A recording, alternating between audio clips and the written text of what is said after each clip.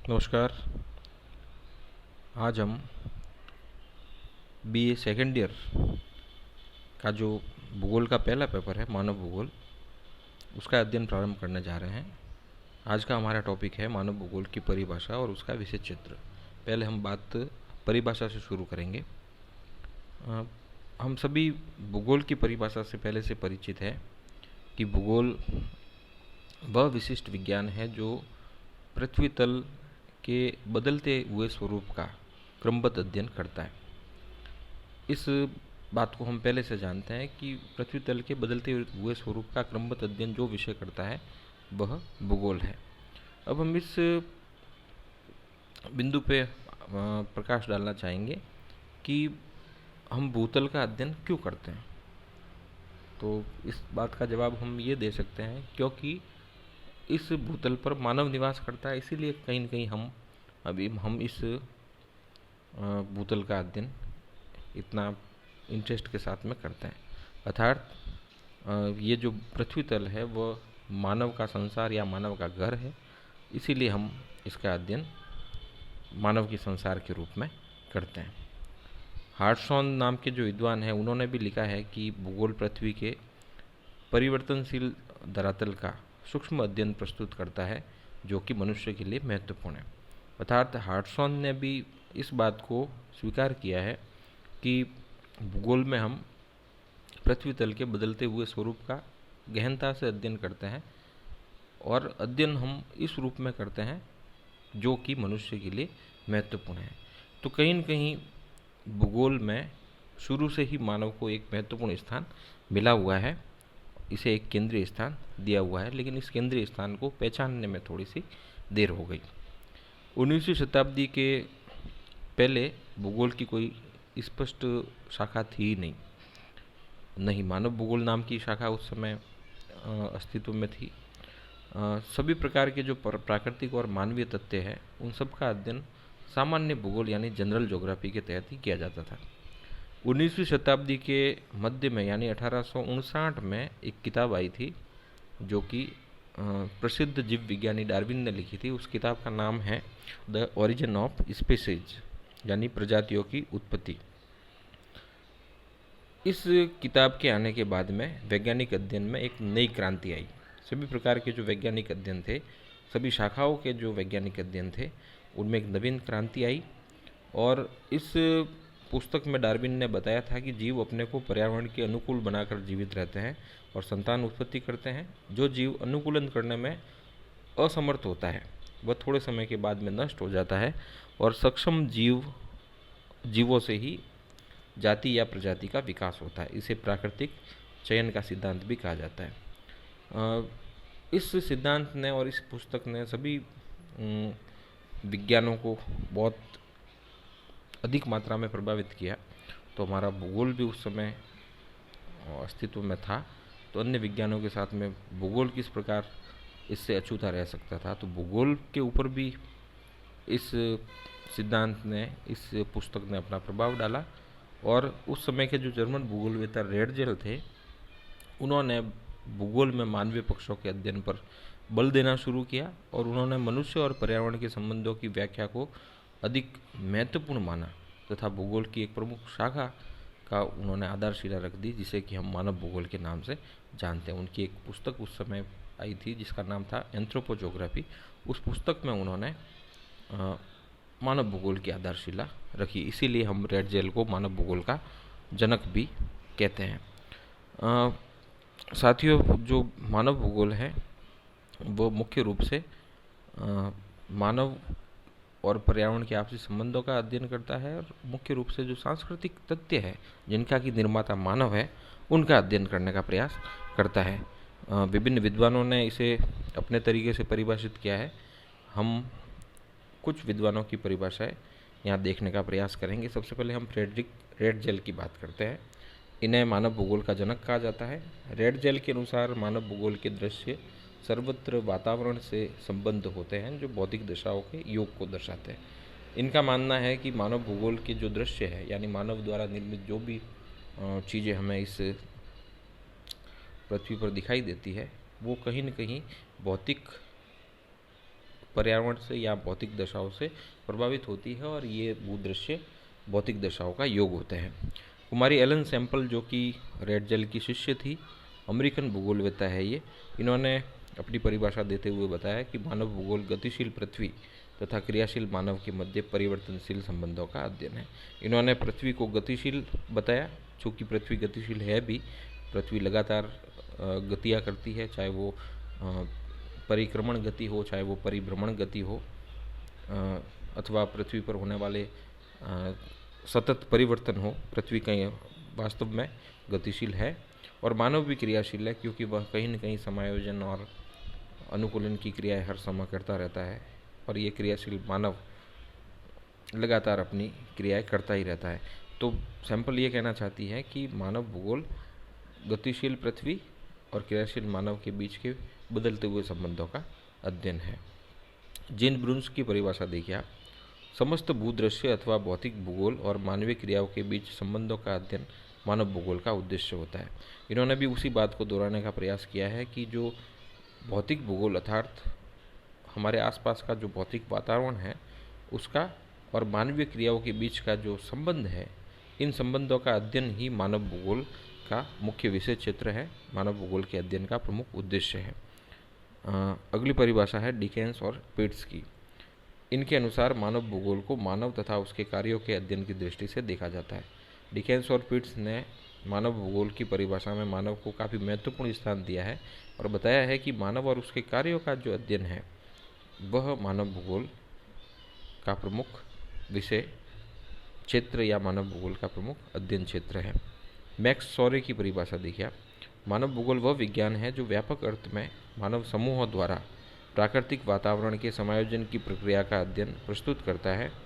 वह कहता है कि मानव भूगोल का सर्वोपरि कार्य उस मनुष्य का अध्ययन है जो सक्रिय एवं जीवंत तत्व के रूप में अपने अस्तित्व की दिशाओं को सुनिश्चित करता है और प्राकृतिक वातावरण के उपलब्ध उद्दीपनों से प्रतिक्रियात्मक संबंध स्थापित करता है। मैक्स सोरे यहाँ कहने का प्रयास कर रहे हैं कि मानव प्राकृतिक वातावरण के साथ में लगातार समायोजन की प्रक्रिया करता रहता है और प्राकृतिक वातावरण भी मानव के सामने विभिन्न चैलेंज यानी उद्दीपन प्रस्तुत करता है, जिनकी प्रतिक्रिया मानव करता है और मानव और इस प्राकृतिक वातावरण के बीच के ये क्रिया प्रतिक्रिया है, यानी इनके जो आपसी संबंध हैं, इनका अध्ययन ही मानव भूगोल का के तहत किया जाता है। तो ये कुछ विद्वानों की परिभाषाएं थी जिनको मैंने अपने शब्दों में थोड़ा सा आपके सामने बताने का प्रयास किया। अगर इन सभी विद्वानों की परिभाषाओं को हम सार रूप में सरल शब्दों में लिखना चाहें तो हम कह सकते हैं कि मानव भूगोल की वह शाखा है जिसमें मानव तथा उसके पर्यावरण के मध्य पारस्परिक संबंधों तथा उससे उत्पन्न भूदृश्यों एवं तथ्यों का अध्ययन किया जाता है। तो घुमा फिरा करके वही बात सभी विद्वानों ने कहने का प्रयास किया है जो कि हमने यहाँ पे इन अंतिम 2 लाइनों में लिखी है कि मानव और उसके पर्यावरण के बीच के जो आपसी संबंध है और इन संबंधों की वजह से जो दृश्य हमारे आसपास उपस्थित होते हैं इस पृथ्वी तल पर, उनका और मानव पर्यावरण संबंधों की वजह से जो फैक्ट्स, जो तथ्य उपस्थित होते हैं हमारे आसपास, उन सब का अध्ययन करना ही मानव भूगोल का प्रमुख कार्य है। ये अध्ययन ही मानव भूगोल कहलाता है। अब हम मानव भूगोल के विषय क्षेत्र के बारे में यहाँ पे बात करना चाहेंगे। जैसा कि हमने अभी बताया कि हमने देखा कि 19वीं शताब्दी से पूर्व भूगोल की कोई अलग शाखा थी ही नहीं। जनरल ज्योग्राफी सामान्य भूगोल के तहत ही सभी भौतिक और मानवीय पक्षों का अध्ययन किया जाता था। मानव भूगोल की आधारशिला रखने का प्रयास रेडजेल ने किया। रेडजेल के बाद में कुछ जो जर्मन विद्वान थे उन्होंने इसका विकास करने का प्रयास किया। तत्पश्चात फ्रांस के विद्वानों ने इसको काफ़ी अच्छे स्वरूप में हमारे सामने प्रस्तुत किया। उनके कार्यों की वजह से ही 20वीं शताब्दी में मानव भूगोल का विकास संभव हो पाया और उसके बाद में अमेरिकन और ब्रिटिश जो भूगोलवेत्ता थे उन्होंने इसे विकसित करने का उल्लेखनीय प्रयास किया और फलस्वरूप मानव भूगोल एक विकसित विषय के रूप में अपनी विभिन्न उपशाखाओं के साथ में आज हमारे सामने मौजूद है, जिसका कि अध्ययन हम बीए के दौरान या एमए के दौरान अलग अलग पार्ट में, अलग अलग पेपर के रूप में करते हैं। अब हम मानव भूगोल के विशेष क्षेत्र के बारे में कुछ विद्वानों ने जो अपने मत व्यक्त किए हैं उनको देखने का यहाँ प्रयास करेंगे। सबसे पहले हम कार्ल रिटर की बात करते हैं। कार्ल रिटर के अनुसार भूमि व मानव के पारस्परिक संबंधों का अध्ययन ही मानव भूगोल है। इन्होंने बताया कि भूमि और मानव के जो आपसी संबंध है उनका अध्ययन ही मानव भूगोल है। इन्होंने विशेष क्षेत्र जो है मानव भूगोल का, उसे बहुत ही संक्षेप में एक लाइन में यहाँ पे बताने का प्रयास किया है। दूसरे हैं फ्रेडरिक रेडजेल। इन्होंने मानव भूगोल के 3 उद्देश्य बताए हैं। इन्होंने अपनी पुस्तक एंथ्रोपोजोग्राफी में मानव भूगोल के उद्देश्य बताए हैं, जो इस प्रकार से हैं। नंबर पहला है मानव वितरण के स्वरूप, उसके समुदाय, जातियाँ, राष्ट्रीयता, भाषाएं एवं धार्मिक धारणाएं, इनका अध्ययन मानव भूगोल में किया जाता है। दूसरा इन्होंने उद्देश्य बताया मानव भूगोल का, जो ये हमने अभी तथ्य देखे, समुदाय, जाति, राष्ट्रीयता, भाषा इत्यादि, इन तथ्यों के वितरण पर भौतिक परिस्थितियों के प्रभाव का विश्लेषण करना मानव भूगोल का प्रमुख कार्य है। ये दूसरा उद्देश्य रेडजेल ने बताया। और तीसरा उद्देश्य इन्होंने बताया कि मानव समूह पर वातावरण का क्या प्रभाव पड़ता है, इसका अध्ययन मानव भूगोल में किया जाता है। अब हम बात करते हैं एल्सवर्थ हटिंगटन की। हटिंगटन ने भी मानव भूगोल के विशेष क्षेत्रों को तथ्यों के रूप में हमारे सामने प्रस्तुत करने का प्रयास किया। इन्होंने मानव भूगोल के तथ्यों को 2 भागों में वर्गीकृत किया है। पहला है भौतिक दशाएं और दूसरा है मानव की प्रतिक्रियाएं। पहले हम भौतिक दशाओं की बात करते हैं। भौतिक दशाओं के अंतर्गत पृथ्वी की स्थिति व अन्य ग्रहों से संबंध, धरातलीय स्वरूप, जल राशियाँ, मिट्टियाँ और खनिज, जलवायु इत्यादि को शामिल किया जाता है। दूसरा इन्होंने तथ्यों का दूसरा जो वर्ग बताया, प्रकार बताया, वो है मानव की प्रतिक्रियाएं। मानव की प्रतिक्रियाओं के अंतर्गत मानव प्रतिक्रियाओं को उन्होंने 4 भागों में बांटा, या इनकी 4 विशेषताओं पर इन्होंने बल दिया। पहला है मानव की आवश्यकता यानी अनिवार्य आवश्यकताएं। दूसरा उसका मूल व्यवसाय। तीसरा मानव की कार्य कुशलता। और चौथा है मानव की उच्च आवश्यकताएं। तो इस प्रकार से इन्होंने मानव भूगोल के तथ्यों को 2 प्रमुख भागों में वर्गीकृत करते हुए मानव भूगोल के विशेष क्षेत्र को हमारे सामने रखने का प्रयास किया। अब हम बात करते हैं कार्ल ओ सावर नाम के विद्वान की। मानव भूगोल सांस्कृतिक भूगोल का प्रतिपादक है। उनके अनुसार भूगोल एक सामाजिक विज्ञान है। यह क्षेत्र विशेष के मानव के बारे में जानकारी देता है। यह वातावरण के साथ मानव के सामंजस्य की व्याख्या करता है। इन्होंने मानव भूगोल के विशेष क्षेत्र को 4 पक्षों से संबंधित माना है। पहला है प्रजातीय पक्ष। इसमें मानव प्रजातियों का अध्ययन मानव की शारीरिक रचना के आधार पर किया जाता है। दूसरा पक्ष इन्होंने बताया मानव भूगोल के विशेष क्षेत्र का, वह है आर्थिक पक्ष। इसमें मानव के आर्थिक क्रियाकलापों का अध्ययन किया जाता है। तीसरा पक्ष जो इन्होंने बताया वह है सामाजिक पक्ष। इसमें मानव समाज की रीति रिवाज, प्रथाओं आदि का अध्ययन किया जाता है। और चौथा पक्ष बताया इन्होंने राजनीतिक पक्ष, जिसमें प्रशासन के सभी स्तर की व्यवस्थाओं एवं उनके प्रभाव का अध्ययन किया जाता है। अब हम बात करते हैं प्रोफेसर विडाल डिला ब्लास की। इन्होंने मानव भूगोल की विशेष सामग्री को 3 भागों में बांटा। पहला भाग जो इन्होंने बताया विशेष सामग्री का, वह है जनसंख्या। इसमें इन्होंने जनसंख्या का वितरण, वृद्धि, जनसंख्या घनत्व, मानव का एकत्रीकरण, जीविकोपार्जन के साधन और उसका जनसंख्या घनत्व पर प्रभाव, जनसंख्या का स्थानांतरण एवं मानव प्रजातियों को सम्मिलित किया। दूसरा भाग इन्होंने बताया विशेष सामग्री का, वह है सांस्कृतिक तत्व। इसके अंतर्गत मानव और उसके वातावरण के अंतर संबंधों का वर्णन, विशेष रूप से पौधों, पशुओं एवं मानव का वातावरण से अनुकूलन, कच्चा माल व तकनीक, जीविका के साधन, मकान निर्माण की सामग्री, मानव बस्तियाँ एवं सभ्यता का विकास इत्यादि को इन्होंने शामिल किया है। तीसरा जो भाग बताया इन्होंने मानव भूगोल की विषय सामग्री का, वह है परिवहन। परिवहन के विभिन्न जैविक व यांत्रिक साधन आदि का अध्ययन भी मानव भूगोल में किया जाता है। ये मत था प्रोफेसर विडाल डिला ब्लास का। अब हम बात करते हैं प्रोफेसर जीन ब्रून्स की। इन्होंने भी मानव भूगोल के विषय क्षेत्र पर प्रकाश डाला है। इन्होंने मानव भूगोल की विषय सामग्री को दो आधारों पर वर्गीकृत किया। पहला है सभ्यता के विकास के आधार पर, और दूसरा इन्होंने बताया सांस्कृतिक तथ्यों के आधार पर यथार्थ वर्गीकरण।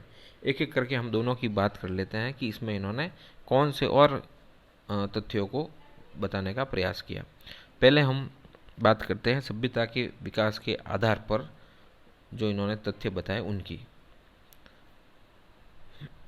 इन्होंने सभ्यता के विकास के आधार पर जो आधार बताया विशेष सामग्री के वर्गीकरण का, उसको इन्होंने 4 भागों में बांटा है। पहला है आवश्यकताओं का भूगोल। इसमें मानव की प्राथमिक आवश्यकताओं के ऊपर इन्होंने बात करी और व्याख्या की, जैसे कि भोजन, मकान और वस्त्र। दूसरा भूमि के शोषण अथवा विदोहन के भूगोल की इन्होंने बात की। इसमें इन्होंने प्राकृतिक संसाधनों का शोषण, कृषि, खनन, औद्योगिक उत्पादन इत्यादि को इन्होंने शामिल किया। तीसरा है सामाजिक भूगोल। इसमें इन्होंने मानव के सामाजिक प्राणी होने के नाते दूसरे पर निर्भरता की बात की और मानव के सामाजिक संगठन, उपभोग, वितरण इत्यादि की बात इन्होंने कही। और चौथा जो सभ्यता के विकास के आधार पर जो इन्होंने वर्गीकरण किया, इसमें 14 इन्होंने पक्ष बताया, राजनीतिक तथा ऐतिहासिक भूगोल। इसके अंतर्गत प्रशासनिक एवं ऐतिहासिक घटनाओं से संबंधित विशेषताओं को शामिल इन्होंने किया था। तो ये था पहला आधार जिस पे उन्होंने सभ्यता के विकास के आधार पर, ये पहला आधार था जिसको इन्होंने 4 उप भागों में बांटते हुए मानव भूगोल की विशेष सामग्री को हमारे सामने रखा। दूसरा जो आधार जिन ब्रून्स ने बताया वह है सांस्कृतिक तथ्यों के आधार पर यथार्थ वर्गीकरण। इसको इन्होंने 3 भागों में आगे जाके बांटा, 3 उप भागों में बांटा है इन्होंने दूसरे आधार को। पहला है भूमि का अनुत्पादक व्यवसाय संबंधित तथ्य। इसमें इन्होंने बस्ती, राजमार्ग, औद्योगिक इकाइयों आदि का निर्माण, इन सब को भूमि का अनुत्पादक व्यवसाय बताते हुए बात कही। दूसरा है पौधों व पशुओं का विजय संबंधित तथ्य। इसमें एक और कृषि भूमि, कृषि फसलें, वनस्पति के प्रकार, उत्पादन तथा दूसरी ओर पालतू पशु और पशुजन्य पदार्थ, पशुओं का मौसमी स्थानांतरण आदि को इन्होंने शामिल किया था। और तीसरा है विध्वंसात्मक आर्थिक तथ्य।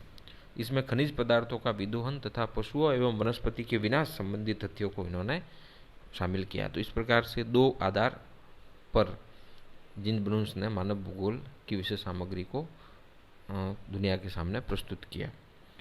और अंत में हम बात करते हैं फिंच एवं त्रिवार्था महोदय की। इन्होंने भी मानव भूगोल की विशेष सामग्री को 2 प्रकार के तथ्यों में बांटते हुए हमारे सामने प्रस्तुत किया। पहला है प्राकृतिक तथ्य। ये प्राकृतिक तथ्य प्रकृति की देन होते हैं। इनमें धरातल का स्वरूप, जलवायु, मिट्टी, खनिज, धरातलीय व भूगर्भिक जल, प्राकृतिक वनस्पति, पशु जीवन इत्यादि को इन्होंने शामिल किया। और दूसरा सांस्कृतिक तथ्य इन्होंने बताए। इसमें जनसंख्या, मानव ग्रह, बस्तियों, परिवहन, उद्योग, कृषि फार्म इत्यादि को इन्होंने शामिल किया। तो इस प्रकार से हमने देखा कि विभिन्न विद्वानों ने मानव भूगोल की विशेष सामग्री को अलग अलग तरीके से हमारे सामने प्रस्तुत करने का प्रयास किया। अब हम आगे कुछ पॉइंट्स के माध्यम से ये देखने की कोशिश करेंगे कि मानव भूगोल की विशेष सामग्री को यदि हम सार रूप में लिखना चाहें तो किस प्रकार से कुछ बिंदुओं के माध्यम से हम एक सामान्य विचारधारा मानव भूगोल के विशेष क्षेत्र के बारे में रख सकते हैं। हम इसका अध्ययन करने जा रहे हैं।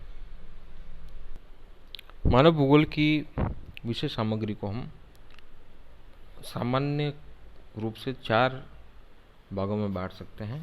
पहला है प्राकृतिक वातावरण का मानव क्रियाओं पर प्रभाव। हम सभी जानते हैं कि स्थल की बनावट, जलाशय, जलवायु, मिट्टी, खनिज पदार्थ, पौधे, पशु, ये सभी प्राकृतिक वातावरण के प्रमुख तत्व हैं। ये सभी जो प्राकृतिक वातावरण के तत्व हैं वो आपस में भी जुड़े हुए हैं और ये अलग अलग रूप से और सामूहिक रूप से मनुष्य को प्रभावित करते हैं। तो हम कह सकते हैं कि ये जो प्राकृतिक तत्व है वो मानव को प्रभावित करते हैं, लेकिन ये बात भी सत्य है कि ये जो प्राकृतिक तत्व हैं ये इनका मनुष्य पर पूरी तरह से नियंत्रण नहीं है और न मानव इनको पूरी तरह से नियंत्रित करता है। अर्थात इन दोनों के बीच में क्रिया प्रतिक्रिया होती रहती है और फलस्वरूप कई बार मानव अपने जीवन शैली में परिवर्तन करता है और कई बार वातावरण में भी वह परिवर्तन करने में सफल हो जाता है। तो ये जो मानव और पर्यावरण के बीच में चलने वाली अनुकूलन और समायोजन की प्रक्रियाएं हैं, इनका अध्ययन मानव भूगोल में निरंतर रूप से किया जाता है। दूसरा है सांस्कृतिक वातावरण का अध्ययन। मानव प्राकृतिक वातावरण का खुद एक तत्व है और सांस्कृतिक वातावरण का रचयिता भी है। सांस्कृतिक वातावरण के सभी तत्वों का अध्ययन मानव भूगोल का विषय क्षेत्र है। मानव की प्रजातियां व उनका वितरण, जनसंख्या का घनत्व, जनसंख्या वृद्धि, आवास, प्रवास व वितरण, इन सभी पक्षों का अध्ययन मानव भूगोल में किया जाता है। ये कहीं न कहीं मानव के सांस्कृतिक वातावरण से संबंधित चीज़ें हैं जिनका कि अध्ययन मानव भूगोल में अनिवार्य रूप से किया जाता है। तीसरा जो सामान्य विचारधारा है मानव भूगोल के विषय क्षेत्र की, वह है मानव प्रतिक्रियाएं एवं प्राथमिक आवश्यकताएं। मानव एवं प्राकृतिक वातावरण के तत्वों के पारस्परिक संबंधों की अभिव्यक्ति मानव प्रतिक्रियाओं के रूप में होती है। इन प्रतिक्रियाओं में तीन प्रमुख प्राथमिक आवश्यकताएं जन्म लेती हैं।